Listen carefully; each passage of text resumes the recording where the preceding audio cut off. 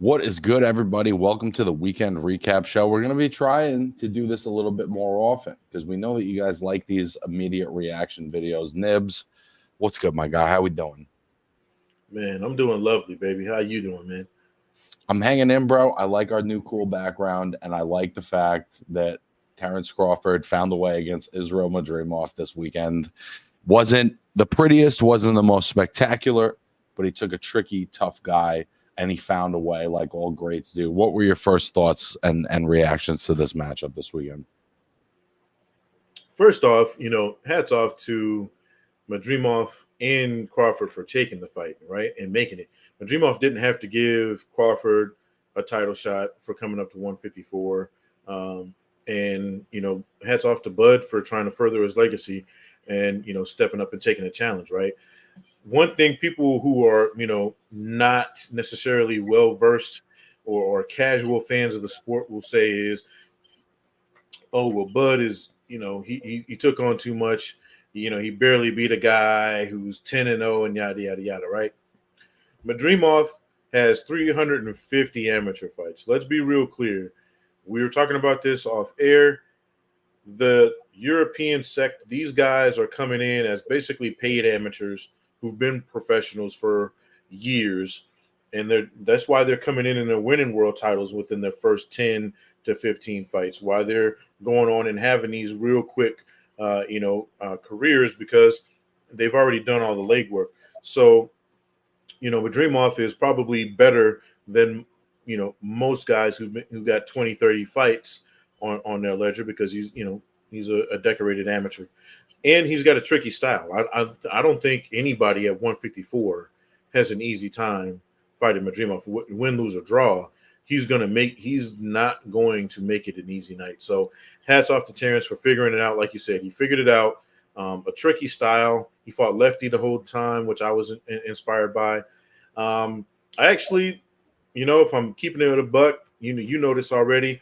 I scored it a draw, bro, but I could see it 7-5 either way, which two of the judges had it that way. So, I could definitely see 7-5 for Bud. And I do think that, if he's going to stay at 154, though, he's got some things to figure out because there's some big boys up there that can really bang, man. And so, but again, hats off to him. 4 divisions, baby. You can't deny it. I think ultimately the fight didn't fit the narrative that the public wanted to see for Crawford, that he moves up, that he's just as dominant at 154 against a young prime champion as he was against Errol Spence, who was in 2 car accidents, that he would do that easily and then move up another 14 pounds and take on Canelo Alvarez, and that would be a great fight. In a perfect world, that sounds like a good time, but I think what this fight showed is it's just not that simple, right? Madrimov is a tough champion. He's 29, 30 years old, right? He's in his prime. He has a lot of foot feints, a very tricky style. It's that herky-jerky Uzbekistan, Eastern European style that is very effective. At times, it's a style only a mother could love, but it is very effective. And a lot of what he was doing was forcing Terrence to it was disrupting his rhythm. It made it difficult for him to figure out what he wanted to do. And I think the fact that he's been fighting every 13 to 16 months for the last 5 years or so, and the fact that he's 37 years old, you're not getting the very sharpest version of Crawford. But I think it's one of those things where people tell you who they are. And he's been fighting this infrequently for a very long time. I don't think that's going to change. And I think this is the kind of Crawford performances that we're going to get going forward, especially if he's going to fight bigger guys. I don't know about that, man. I think Bud is still Bud. I think Bud can, I do too. I just think any fighter that fights as infrequently as he does, it's tough to show up at your best. You know what I mean? If it wasn't Bud, I'd say yeah. It's like, and I hate to do the comparisons here, but it's like, when Floyd was at the tail end of his, pretty much what we consider a victory tour, in boxing, he was taking 2 years off and coming back and beating, guys like, he didn't miss a day. Floyd's a different beast. I understand that, but I think Terrence is in that ilk, right? He's in that category where I think he can fight once or twice a year, or even take a year off, come back, and whoever he's facing, give him the business. I think he ran into a style that was hard for him to look good against. You know what I'm saying? And again, I think I think Madrimov's style gives anybody issues, right? I don't give a fuck who you are. So, there are people at 154 who didn't want to fight Madrimov. You know what I mean? So that should tell you everything you need to know right there. There are guys at 154 who was like, yeah, I don't want none of that, because it's not a guaranteed win, right? It's not an easy style to look good against. If I do win, it's not really going to do, et cetera, et cetera, et cetera. So hats off for Bud to come in there and figure that out. He could have easily come in there and taken somebody that would have stood there and banged with him and Sure. made it look easier, right? Maybe not for a title, but maybe one of the top 10, top 15 guys, come in there and say, okay, he could have took on a Lubin. No, all respect to Lubin, but Lubin's going to stand there and bang with you, right? So it's an easy style easier style, I should say, for Bud to look good against. People got to start giving people credit for that shit, bro. It's like when Canelo went up to Bivol. It's like, yo, give the dude credit for going up there and facing the toughest motherfucker stylistically for him. He didn't come in there and try to pick off an Anthony Yard or something like that, right? He goes in there and takes on one of the toughest guys. So hats off to him. I know a lot of people, including some of our cohorts at ITR are going to say, Crawford sucks or he's washed, but he's not, bro. And I think he comes back and he just needs to figure a few things out, because he is a smaller guy. And I mean, that's another thing. People need to remember he started at 130. Like, get a guy a break. Well, but I think that's part of it. This fight, I think largely and maybe unfairly, the expectation was that Crawford would be highly dominant, that Madrimov would just not be on his level, and that wasn't the case. I think some of that is, like you said, Madrimov is a really tough guy. I don't think he's an easy win or a gimme for anybody at 154 or maybe even 160, right? Because I think he's a guy who could move up and be a dominant middleweight at some Look point. at how big he was, bro. I mean, Absolutely. He's a guy who fight at 160 easy. Yeah. The only thing as far as Crawford that I noticed, and I think what that is inactivity and age. I think he had a hard time physically getting up out of that first gear, and he's always had another gear that he takes it up to where he separates. I didn't see that in the same way. Closed the show strong, but I think I didn't see him pull away the way he always has. Again, you got to give Madrimov some of that credit. The other thing that I saw was it just felt like at times he was getting hit with the same shots consecutively, and he wasn't making that defensive adjustment, and he stayed southpaw the whole fight. And the lack of defensive adjustment, I think, was what I noticed really the most about where his skill set is at. That being said, I don't think there's anyone at 154 right now that's going to beat him.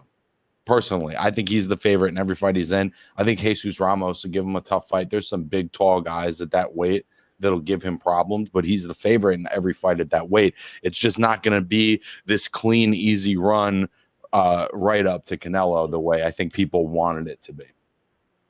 Yeah, I mean, this will definitely give you some pause. I mean, he still says he wants Canelo, after the fight. But I think what happens is he's a victim of his own success, right? After what he did to Errol Spence, everyone's expectation, from here on out is, well, he's going to do that to everybody else. Because let's face it, most people considered Errol Spence the creme de la creme at 147. A lot of people picked him to beat Bud. So the fact that he came in there and did what he did to him, a lot of people were like, oh, well, anything less than that, you're garbage now, or you've fallen off. Nobody's even considering the fact that the guy that you're facing might actually be really fucking good. You know what I mean? It's just, oh, well, he's fallen off because he went from, now there's the excuses that come in to why he's not as great as maybe he still is. I will say this, though. If he is going to fight Canelo, that should be his last fight for money, because from what we've seen from Canelo, he has not slowed down. He has not lost as many steps as a lot of people think he has. And I don't really know if Budge really wants that smoke, bro. At right now, like Canelo right now is tough for anybody. What would you like to see Crawford do next? Because I know that the narrative that the boxing media, the Saudis, whoever it may be, is that Crawford and Canelo is next. But as boxing guys, what do you want to see from him next? I don't think he has to prove anything. So for me, it's like, hey man, get your money while you can, right? Maybe he fights, Danny Garcia next. That's a big money fight that's out there. He's in the division, now. Like you said, you can fight a guy like Erickson Lubin. He can, fight one of these other champs if they'll have him. You know what I'm saying? Maybe one of the maybe Charlo will give him a shot. That would be a big money fight, right? For me now, it's like you don't really have to prove anything, bro. You're a 4 division champion, legitimately. You can kind of do whatever the fuck you want at this point. You know what I mean? So I think he's earned that. I think he's earned enough to fight maybe just some bigger names who might give us the fight we all expected, right? A guy like a Danny Garcia, a guy like an Erickson Lubin, a guy like Charlo, who's going to give us the fight we want to see, with him mixing it up a little bit more. And I think he does what he does in those fights. And, again, I'm not clamoring for the Canelo fight. I've said this before. If it happens, it happens. But I don't need to see it. For me, again, it's just, hey, let the man go get his money. I think what I want to see, and this will never happen if I had to guess, but I'd like you said, Danny Garcia, I would like to see him fight if he was serious about fighting Canelo, I would love to see him fight the winner of Danny Garcia and Erislandy Lara at middleweight, whoever that winner may be, and show that he's got a little bit of metal at 160. Personally, I think Lara is going to dominate that fight. I think that it's not a mismatch, but I think we talked about that fight, right? He's bigger. He's been more active. He's had more success at a certain level than Danny, even though Danny's had a great career. And I think if Terrence were to move up another weight class and beat an Erislandy Lara, it would only make a fight with Canelo bigger. But of course, I don't think that'll ever happen. But yeah, I mean, Lara was a hard fight for Canelo. Yeah. Like, some people think he won that fight. You know what I mean? So I don't know if I'm Bud. If Erislandy Lara calls me, I'm hanging up. You know what I mean? Because that's a fight you can legitimately lose and lose bad. Like Erislandy Lara, like we were just talking about, this dude's got the fountain of youth in his backyard or something. Because every time we say he's over the hill or he's trash, he puts in, some performance where we're like, where the fuck was that? Where that fuck that come from, bro? All right. So I'm not betting against him anymore. He's made a fool out of me one too many times. So, there that is. But yeah, me personally, bro, just let Bud do whatever the fuck he wants to do at this point. If he really wants to fight Canelo, I don't know. Okay. Rayo Valenzuela upsets Pitbull Cruz. Wasn't necessarily the fight that I saw coming. I thought that Pitbull would win. I thought it would be a competitive, close fight, but I did think Pitbull would win. Pitbull fought a decent fight. I think he's being talked about as if he's limited in some way, but really it just seemed like Rayo was the better man on the night and had the better game plan. And Pitbull hit him with some shit, and he never really hurt him like that. And Rayo was able to get through the fight and get the decision. What do you think of that fight? I think all of the above is true. I think Pitbull is one-dimensional. We've seen it in all of his fights. He does one thing. He just so happens to do that one thing really well, right? You saw it against, even Tank.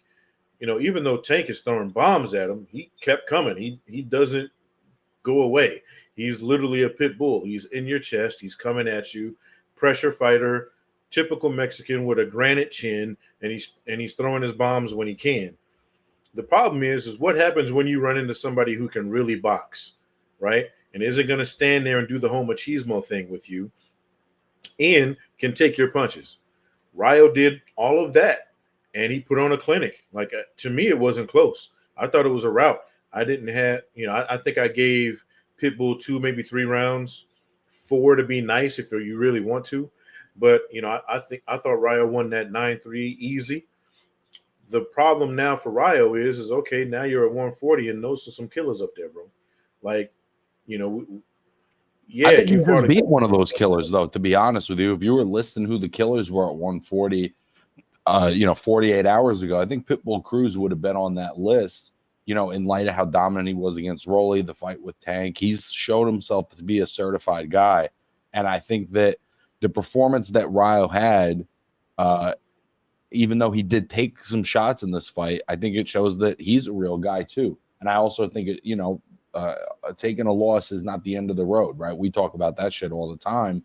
You take a loss at a high level and you learn from it and you come back. It's not the end of the road. It's just the beginning. It's an opportunity for growth.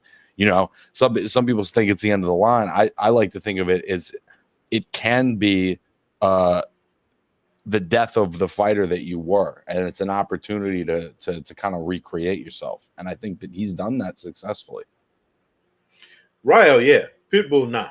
I think the fucked up thing for Pitbull on this is not just that he lost his belt, but now everybody's got a blueprint, bro. Like, Tank gave you a blueprint, but Ryo improved upon it. Like he didn't stand there and take any shots. He was boxing his ass off. And let's face it, Teofimo Lopez eats that up. He would, I don't know about that, man. I got to give Ryo a little more credit for that. I don't think a lot of people are going to be able to handle the pressure that Pitbull Cruz brings. Teo doesn't move like that. He stays in the pocket sometimes too much. He waits. He tries to catch a lot of shots. I think Pitbull Cruz would give Teofimo Lopez all he could handle. I think he'd give Devin Haney all he can handle. I think you name a big name at 140 and that man's giving him all he can handle. And I think Ryo really shook the division up. I think anybody gives Devin Haney problems. But yeah, I mean, look, Ryo, I thought he beat Cobra the first time. I didn't need to see the second one. I thought he beat him the first time and Cobra got a gift. So the fact that he has 2 losses on his ledger to me is kind of ridiculous. You ask me, he's 15-1. But, I digress. So now, yeah, you're right. He is here. I think he's a legit champion. I think he beat the man, right? You beat the guy with the belt. I think he's a player at 140. I'm just saying, and I've said this a lot. To me, 140 is deep. It's real deep. Even the guys without belts are right there. I mean, Matias found this out the hard way, right? At home. He's on paper, he should have walked through his opponent and he got beat. I still think Matias is a guy that, knocks out just about everybody else. So, even Regis Prograis, he's lost a step or two, right? I think he could give Ryo some issues. I think Ryo beats him, but it's still a deep division. So hats off to Ryo for getting the dub. I was wrong. I bet it against him. I thought Pitbull was going to win that fight. I thought he was going to stop him in maybe the 8th, 9th, 10th round. And Ryo made me look like a complete fucking idiot. I'll take the L on that one. I think there was 2 really obvious fights that came out of this for me. The first one is Ryo against Liam Barrow, who's coming off a fantastic win against Subriel Matias. And the other obvious fight was Subriel Matias against Pitbull Cruz, which I think has fight of the year written all over it. And the winner has a real opportunity to remain relevant in the division with an exciting win against another aggressive puncher. What do you think about Ryo and Liam Barrow? I think that even though it is 2 more technical type guys, I think it's 2 guys who have really earned their way to the top of the division. They've really earned their spot by taking hard fights over the course of their career. And I think they find themselves in a similar spot right now, even in a division that has a lot of big names. They're 2 guys with belts right now. I think Barrow's win over Matias was more impressive to me than Ryo's win over, Pitbull. That being said, I think it's an excellent fight, or it has the potential of being one of 2 things: a really great fight or a really boring fight, considering how both of those guys fight, right? But Ryo's got that, dog in him too. So I think he's probably one of those guys you're not going to see in too many snoozers, but it could potentially turn that way depending on how him and Paro play it out. But I tell you what, you sign me up any day of the week for Matias versus Pitbull, though, bro, because that literally plays right into what Matias wants his guy to do, which is come at him and throw punches, him figure it out in 3 or 4 rounds, and then make the guy quit. And so yeah, I think and Pitbull I don't think has quit in his vocabulary. You know what I mean? So I think that would be a you're right. I think that could be a potential fight of the year, but I don't think that fight makes it. I think somebody gets knocked out in that fight. I think Paro versus Rayo. Yeah, I would like to see Rayo. Yeah, I'll take the Paro fight. I'll save that. My other fight for later. I would like to see him fight a Devin Haney. I would like to see him versus Haney because I don't need to see Haney versus Garcia next. I really don't. At least not right now until the dude, old boy clears his shit. Yeah, I'm all set on Ryan Garcia in general. Yeah, period. I wasn't even gonna say his name, but I think for me, and the reason I say that is because I think Haney needs to get the stink off his name, right? I think you want people to forget about He's that. got Garcia. some bad juju on him right now, bro. Right. You want people to, what's the easiest, quickest way to get that stink off of you? Come in there, fight another champion who was extremely impressive against a Pitbull, right? One of the toughest guys, period, in boxing. Get in there and have a good showing against Rayo. We'll forget, people will forget about the whole Garcia debacle. So I think that would be an interesting fight for me to see, more so than the Paro, because the Paro doesn't have anything to prove to anybody. I think Haney does, and I still think there are going to be people who think Rayo's easy pickings, and I don't. And he's going to prove a lot of people wrong. Yeah, if they think he's easy pickings, I think they're going to find out quickly that they're wrong about that.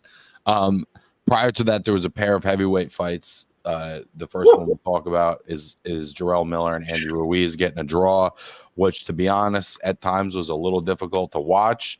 I really like Andy Ruiz as a guy.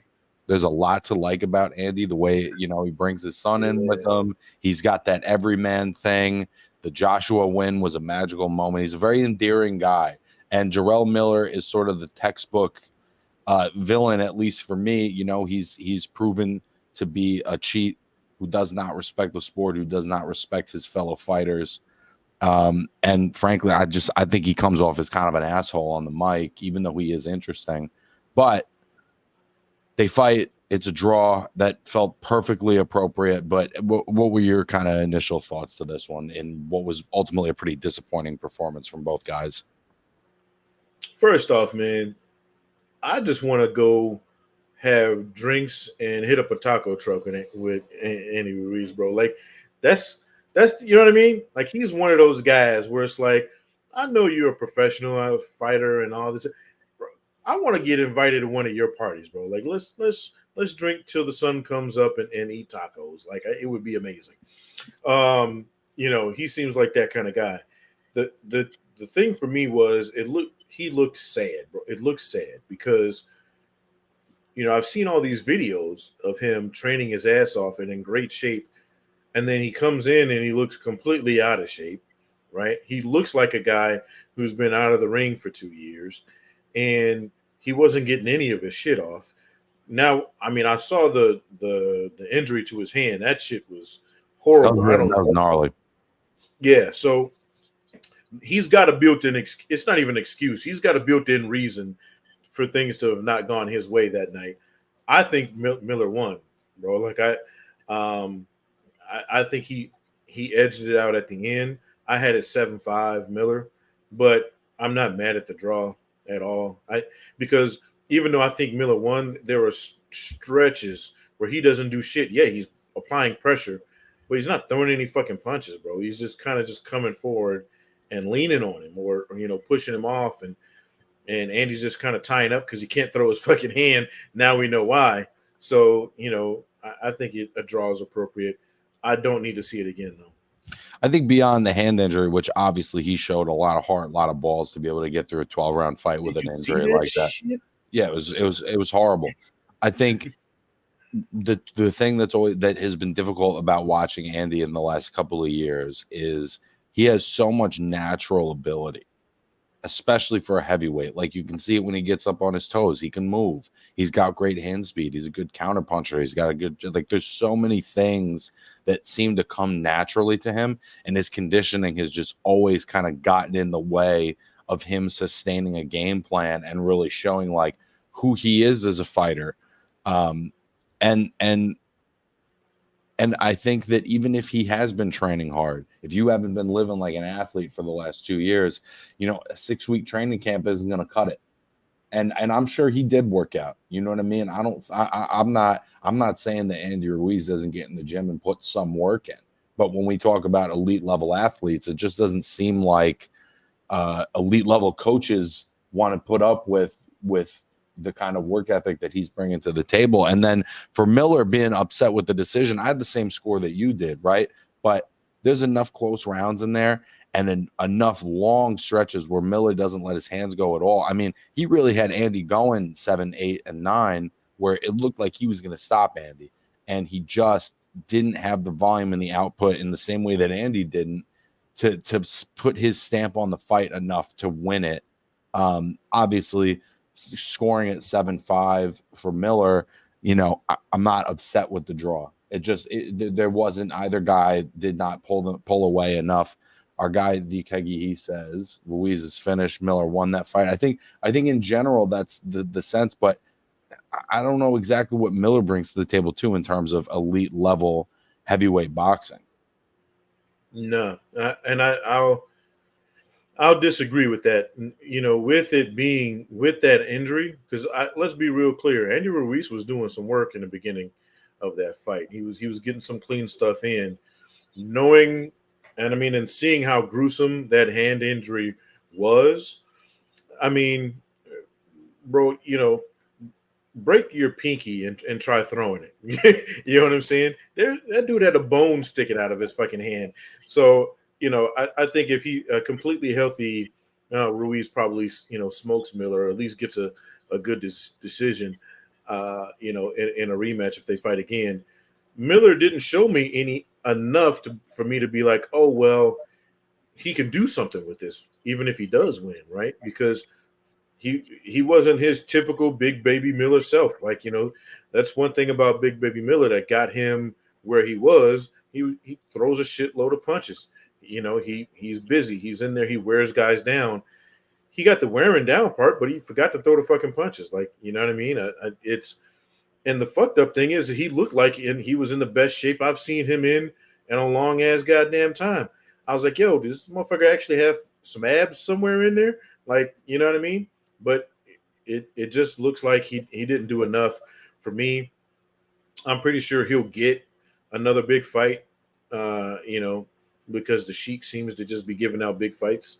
That's what he does. So we'll probably see him again. But there will be a young heavyweight that they want to test that's ready to take that step up and get a big name on their resume. And one of those guys will get used for that. Unfortunately, I think their talent is better than that, but neither of them have treated their careers with that care. And unfortunately, now we find them both in their mid-30s, not at their best anymore. Well, we saw what a young fighter stepping up could do it for you on this card. So that doesn't always go well. Well, the great segue, because Martin Bakole gets a dominant stoppage over Jared Anderson. Lot to go into on this one. I think for one, I think Martin Bakole is a real guy at heavyweight. I think that he's a handful. He's big. He's got good timing. He throws a decent punch variety. He's not great defensively, but he's not terrible defensively either. And, you know, we've been talking about this on this channel for a couple of years now. Jared Anderson came up as a 6'4", 230-pound heavyweight that fought smaller guys than him. Now, at the top of the modern heavyweight division, I don't know how often a 6'4", 235-pound guy is going to be the bigger guy, but it's looking like never unless you fight Usyk. So now he's fighting real guys that are real modern heavyweights, and instead of being the great American star that I think that, our boxing media is dying to manufacture, he's just a really good athlete who hasn't taken the steps really to get to a fight like this and succeed. You look at the two guys he's fought that were bigger than him.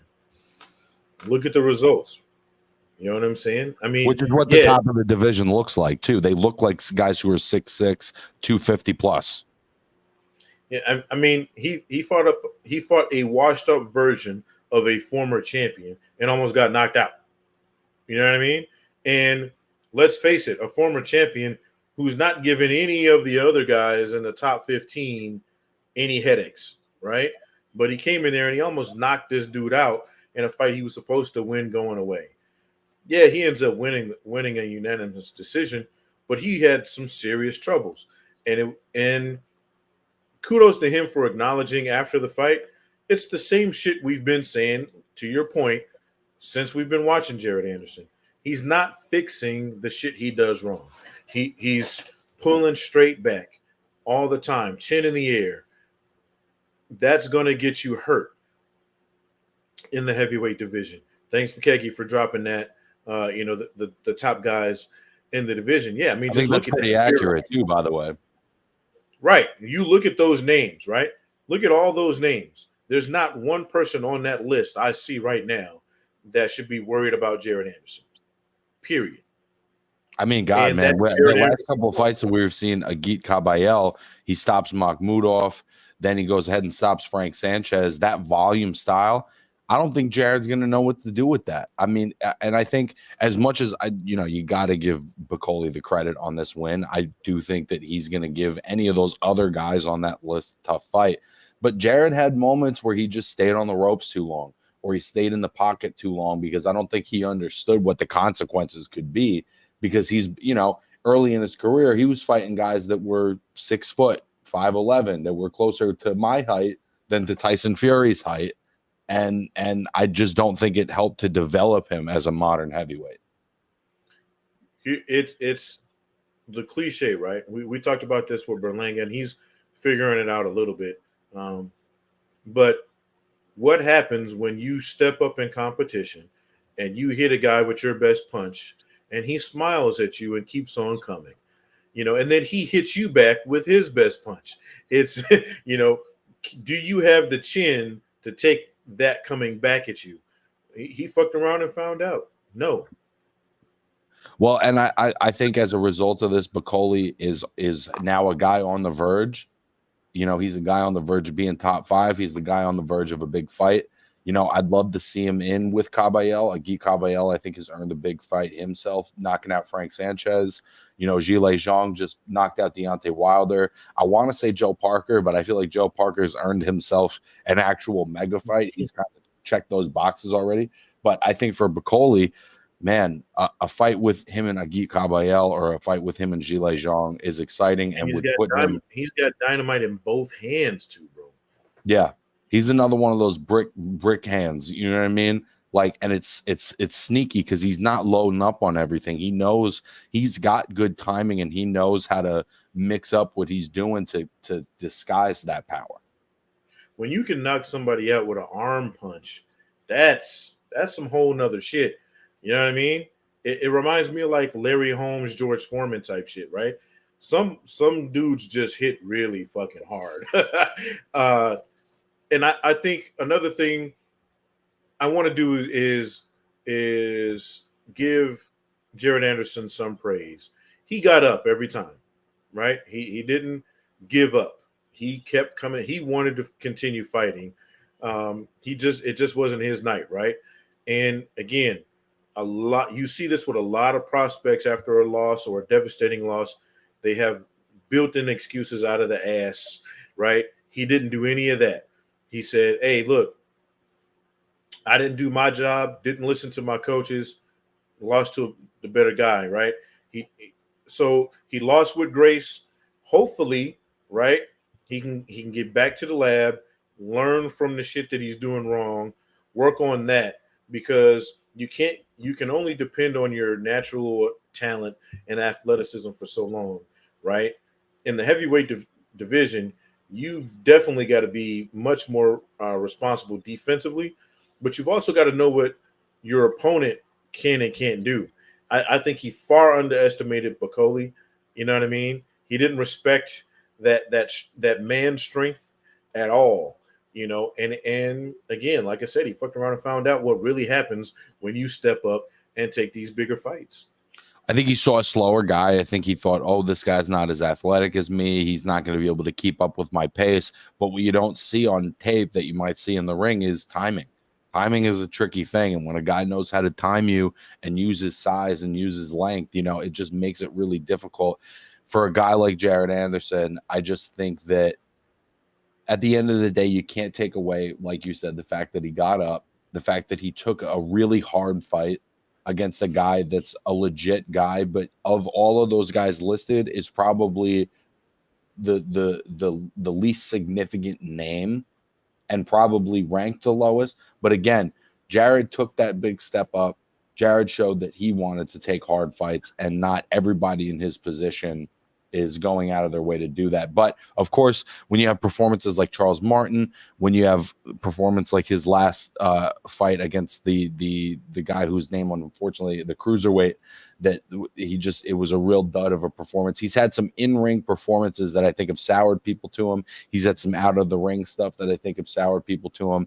And now people, are going to relish when you have a moment of failure or a difficult moment. But who was the guy he fought? There was a guy he fought on ESPN. I think the dude was like 5'8" or some shit like that. It was horrible. But I will say this. His next fight is going to prove everything to us, right? I think it's just like what we said about Deontay Wilder coming back from the Fury trilogy, right? His first fight back is going to show us exactly where he was. I think Deontay kind of got away with one because he's got an eraser of a right hand and he landed it going backwards, against the guy who got overzealous. But that next fight against Joseph Parker, we were like, oh, you know what I mean? Like, this is probably it. Against Big Bang Zhang, it is. Like, it's, his time as a contender is probably over. Jared needs to not have that kind of, hopefully he doesn't get gun shy. Hopefully he fixed, like I said, he works on his defense. Yes, you hit hard, young man, but guess what? Timing, like you said, timing and speed can always beat power. So he needs to figure that out. Hopefully he comes back and he can get himself back into the picture. Like you said, one loss doesn't kill you. Look at Dubois. He's a champion. Shit.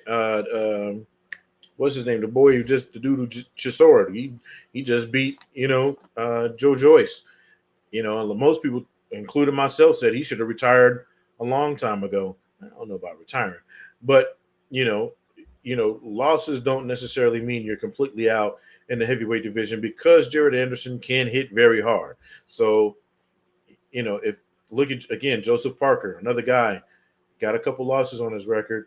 He did what you're supposed to do. He fought his way back, and now he's back into the picture. So I don't think it's over for Jared Anderson, but I think he has a lot of fucking work to do. And unless he fixes those things he was talking about, then it is over. How do we make sense of David Morrell's performance against Hot Rod Kalajic? We've seen David be so dominant at 168. He's just cleaned up quickly against every opponent he's had. He moves up to 175. He fights a guy that's probably like a top 15 guy, right? Who's been in with some real guys, who's shown he does have a certain level, but he's not quite at the elite level. But he's at a world-class level. I just saw a guy who, when he didn't knock a guy out quickly or overwhelm a guy physically, he just wasn't quite sure what to do with himself for that amount of time in the ring. And either lost focus or just lost track of what he was doing. And Hot Rod, having more experience, more pro veteran experience, was able to pick up some rounds, extend the fight into the late waters, and make David look a little more limited than I think any of us expected him to. You know what it reminded me of? It's the bully who gets put into a pen of other bullies, right? Like, you were bullying everybody at 168 because you were bigger, stronger, faster, more talented than them. And then we put you in with a guy who didn't get the assignment, right? So there that is. Um, that's what I think it is, bro. But I think David Morrell is otherworldly talented, and I'm pretty sure, you know, he'll be back. You know, but it's just again, it's people don't understand 175. Those dudes are, you know, some big boys. Most of It's those dudes different. come into the ring. Yeah, most of them dudes come into the ring around 200 pounds, baby. Like this, you know, this ain't 168. That's a big jump. Hold on, shoot, I gotta get my plug. Hold on. Always about to die. Yeah. So I think the other thing that I saw too is, you know, we see a guy so dominant at a certain level at 168. Now he moves up. He has trouble with the guy who's jabbing, who's keeping him busy with some, you know, some flashy combinations, but not hard combinations. So when I'm seeing a guy like that, you know, we're already talking about Morrell fighting David Benavidez, fighting Canelo. I've been advocating for those fights myself. But now I'm watching this guy, and I see a guy who does get outboxed by Dimitri Bivol. I see a guy who is too hittable to fight a guy like Artur Beterbiev. I don't know that, you know, that David Benavidez won't just completely overwhelm him. So now that we've seen this performance against, again, a legitimate contender, but a guy who's not that guy, it does sort of change how I look at him. He's very much a work in progress as opposed to a guy who's ready for the big moment right now, at least for me. Yeah, I think at 175 it changes the narrative for him a lot. I think at 168 there's really not too many people that can fuck with David Morrell at 168. At 175, you have to understand these. It's just different, bro. Like, you know, these guys are hitting way harder, and these guys are used to sparring with heavyweights and bigger dudes. You know what I mean? It's not just fight night. These guys are training with bigger boys. In addition to that, so you're not going to be able to knock out everybody, you know, in that division, especially when you're the smaller man. Maybe give him a couple of fights in the division to, you know, get that bulk the right way, you know, get that shit under his belt. But yeah, he's also got to understand that, you know, you can't get frustrated just because you know, not everybody's falling down the second you touch him. You know, and I think Morrell is smart enough to understand that game plan, figure something out, and come back, bro. I think we'll see a really good performance from him next time out. He's just he's a little too much of a power fighter, and there's not quite enough finesse. I need a little more finesse from David Morrell next time out. I think that Andy Cruz, though, is a guy who is already fighting actual fringe contenders. Maybe even you could call them contenders in now his third and fourth fight. He stops Antonio Moran in the seventh round. It was a pretty impressive performance. He does recover from getting buzzed for the first time in his career, but I thought he came back brilliantly and stopped the guy who, you know, has been in with a lot of tough guys. He's given a lot of guys other than Haney. He's given everybody he's fought tough rounds, tough work.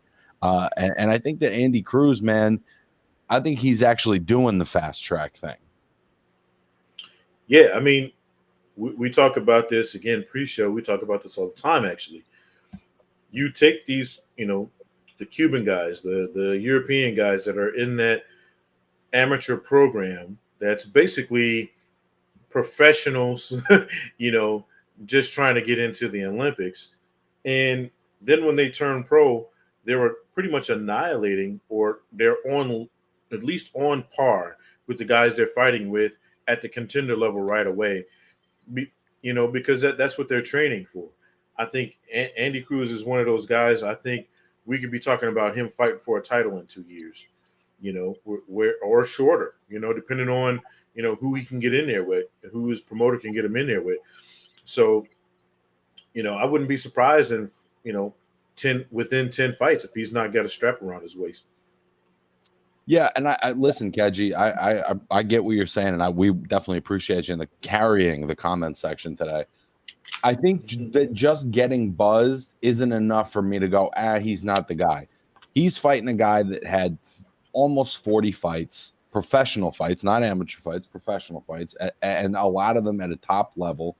And when you're fighting those kind of fights, he's, a physical Mexican guy. It's just a different thing than a 3-round amateur boxing match. And those are some of the lessons he had to learn in this fight, much like Lomachenko had to do against Orlando Salido. And a lot of, successful amateurs have those moments. For me, it was the adjustment and the fact that he was able to make that adjustment and get a dominant stoppage after getting buzzed. That's what I'm impressed by.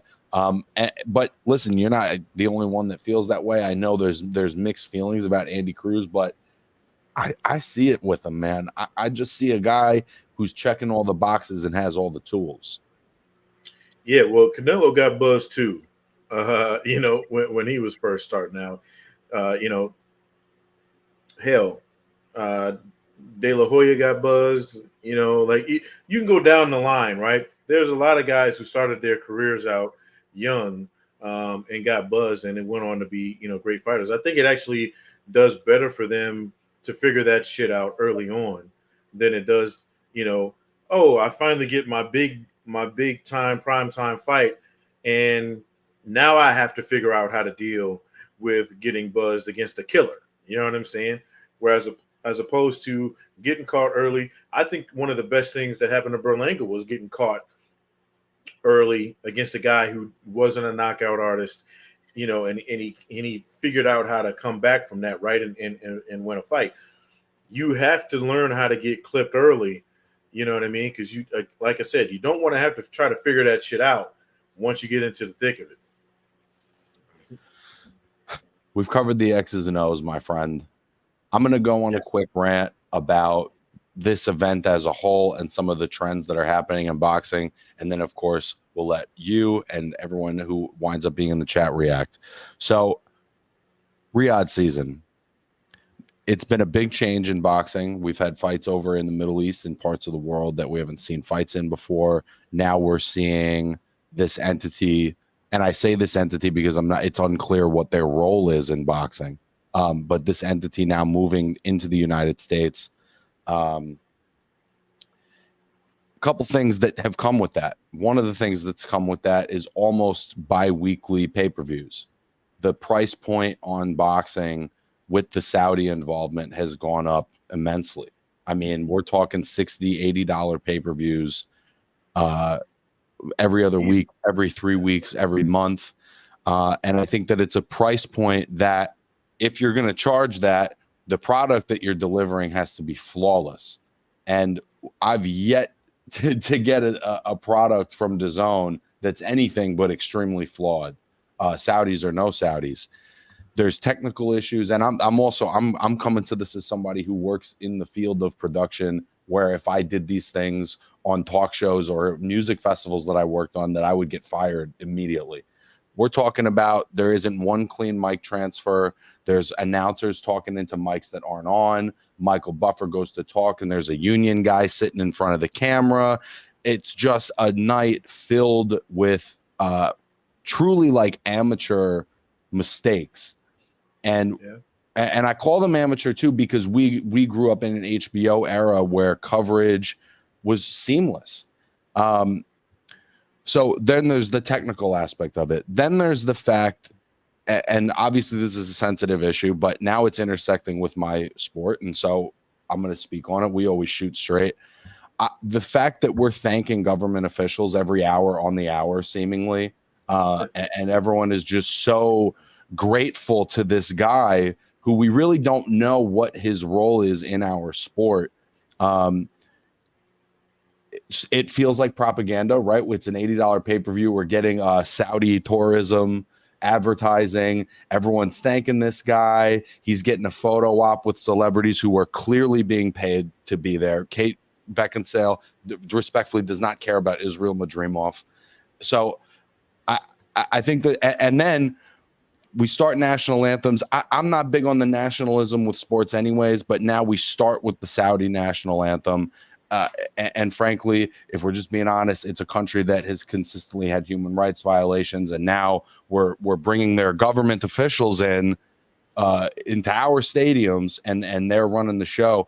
And I just have to be honest, the whole tone and technical prowess of this event made me super uncomfortable and made it at times difficult to watch this event. And I've said it like this: they could win me over with a couple of things. A clean production at a price point that's involved in my DAZN subscription, free of nationalist propaganda. If they could cover those three things, they'd have me. But that's what they're doing, and it makes me as a fan and just as a person extremely uncomfortable. And it seems like boxing is too eager to just take the check. We used to be run by the mob. We've been run by gangsters and all kinds of entities over the years. This is a sport that's ripe for corruption. And it's just amazing to me how much people seem to be eager to dive right into authoritarianism when it comes with some fireworks. I got to lean in on this one here, man. I'm sorry. It's been on my mind. I've been looking forward to doing this show with you, brother. And we've been in this boxing shit for a long time, and I really haven't seen anything like this.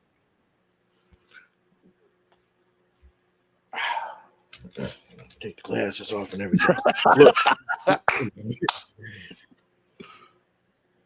nothing you said was wrong, right? Let's be real clear. This was ego stroking at his best. This guy comes in, he's putting up the money, right? He wants people to praise him for giving us a product. He wants praise, right? For giving us these fights, for giving away a Lucid, for getting Eminem, who looked completely uncomfortable sitting next to him, by the way, to come in and perform.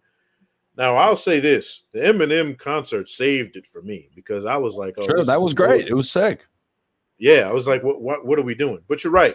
There's no clean transitions from one commentator to the next. They look like they don't know what they're talking about. It doesn't look like, and I'm not saying you necessarily have to have every part of your production scripted, but at least have a script, or a baseline, right? To your point, everybody from HBO, Showtime, TNT, even ESPN Friday Night Fights, right? You saw a professional production when you watched those fights, right? You might not have agreed with Teddy Atlas every time he said something slick, but you know what? He was professional with it most of the time. HBO, professional every time. Showtime, professional. Even when you watch the UFC, Bellator, right? These guys are infants in the fight game. UFC and Bellator haven't even been around 20 years. I think. What, 20 years is it? So we're talking about people who just started. Hell, MVP Promotions, Jake Paul, most people hate him, but you look at his production, right? He puts on a show, and it's done most of the time correctly. And even sometimes where he's taken himself out of the main event, to give promotion to the fighters, right? The things that matter. The problem with boxing is, like you said, this is the prize fighting business. These guys aren't fighting for free. And guess who's got the biggest amount of the prize? The Saudis. They can come in and say, hey, we'll give this guy who was fighting for, $50,000, $100,000 a purse. I'll give you $1 million to come fight, right? And we're going to charge people $80. I remember growing up where, what Mike Tyson was $50. You know what I mean? And you got 5 championship fights on his card. You know what I mean? The card wasn't horrible, but as far as the fights were concerned. Well, let's start there. But the production of it, everything that comes with that. And then if you really think about, why are we having a fight card in LA and they're playing the Saudi national anthem to start? There's not a Saudi. There's not a Saudi fighter. This isn't a Saudi.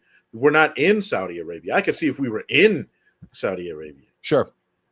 You feel me? I might not like it, but I'll take it because we're there. We're in LA. You know what I'm saying? Why are we having to listen to that? It doesn't make sense. Why is this guy getting 3 or 4 fucking awards, for nothing? He was inducted into the fucking Hall of Fame. It was just a little heavy-handed, bro, and I can't imagine that we're the only ones that felt that way. As we see in the comment section, Keji was not a fan of the presentation. Listen, you're saying the turkey's saving boxing, but I don't know how you could say a man is saving boxing when he's up to the price point on every meaningful matchup by so much that me as a boxing guy, boxing's a big part of my life. I'm starting to get priced out of this shit, bro. I'm paying $25 a month for DAZN. I'm paying $10 a month for ESPN, and every matchup that's moving the needle at this point is behind a secondary paywall. So, there's some things he's doing that I think are interesting. I think he's taking some risks creatively, matching it with the music. I think there's some of the presentation where I like to see at least there's someone in boxing trying something new. So you got to give him that. But I don't know, man. I think that a sport that's, been so corrupt over the years, there's just so many conflicts of interest with an entity and a person that, again, is he the promoter? Is he the financier? In the context of Middle Eastern boxing, he's basically just an athletic commissioner. So why does he, the head of the California State Athletic Commission doesn't go over to Riyadh and get awards? Like, what are we doing? I'm in a what are we doing here? And it's unfortunate because, again, I think boxing is so in need of innovation that somebody comes in, regardless of who it is, and has, a little something new, something fresh to bring to the table. And people are happy to just dump money into it, and listen, if that bag's so big, put that shit on as part of my DAZN subscription, man. Help us grow the sport. Don't turn it into a luxury product that, is willing to essentially be $250 a month in fees just to watch boxing. I think one of the biggest things people in general, businesses in general, one of the biggest mistakes they make when either trying to save a business or grow a business or make more money or sustain themselves, the biggest mistake they make is increasing their price point, charging more for for the same product we've been getting, for cheaper. You look at everybody who's mainly considered the GOATs, right? At some point fought on free television. That never happens anymore. Seriously, think about this. Muhammad Ali, Floyd Mayweather, Manny Pacquiao, even Canelo. People don't. Here's another thing people don't realize: pay-per-views aren't paid for in Mexico. They're free because people there can't afford them. The government puts on pay-per-view events with commercials. That's how they pay for them there, and people get to watch. Right here, we got to pay for it, and we still get commercials. Exactly. So what I'm saying is, though, to this point is, you could have watched Muhammad Ali fight twice a year for free, and then had to pay for him once. Right now, if I want to watch any fighter that's in the top 10, I've got to pay $59.99 at least, right? Like you said, per month. The UFC is they're following this model to a point, right? They've got UFC fight nights. They're included already in what you're paying for the ESPN Plus or DAZN. They're not charging you anything extra for that. And then once a month, they'll have the big thing that you can watch. But if you want to watch these guys fight, it's the guys you get to watch that are included in a subscription you're already paying for, or the guys you get to watch for free, the most. Why?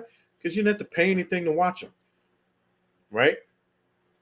Then it makes you want to pay that price once or twice a year for the bigger events. Hell, if boxing had 6 pay-per-views per year and they charged $100 for each one of those, but they were big, huge events with great production. You had 2 or 3 title fights in every one of them. People would pay it and not even blink an eye. If all the other fights through the year were either included in the subscription you're already paying for or free. Well, and I think to add to what you're saying, the bar on what is a pay-per-view fight or a pay-per-view card just seems to be getting moved down. And so now everybody's a pay-per-view star. Right. And so the onus comes back on us, the fans who have kept the sport going for all of these years. And I think to put all of that demand on the fans that are already there and not make the project expanding the fan base, right? Because free fights are how you expand the fan base, right? That's look at Arturo Gatti.